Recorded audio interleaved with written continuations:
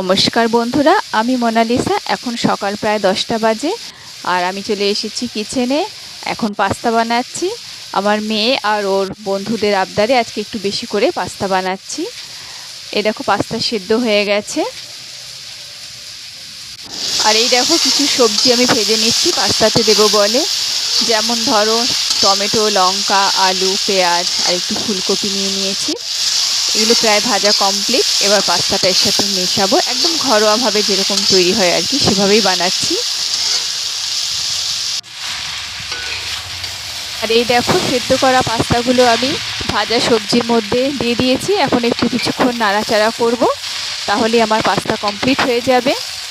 এখানে আমি একটু পাস্তা মশলা ছড়িয়ে দিয়েছি। অনেক সময় পাস্তা মশলা না থাকলে ম্যাগি মশলাও দিয়ে এটা বানাই আমি, তাতেও কিন্তু বেশ ভালোই লাগে। যাই হোক, প্রায় রেডি হয়ে গেছে। এই দেখো আমার মেয়েরা তর সইছে না, ওই জন্য ওকে অল্প একটু দিয়ে দিয়েছি। এক্ষুনির বন্ধুরা চলে আসবে, তখন সবাই মিলে বসে গল্প করব আর খাবো। তো আজকের মতো টাটা।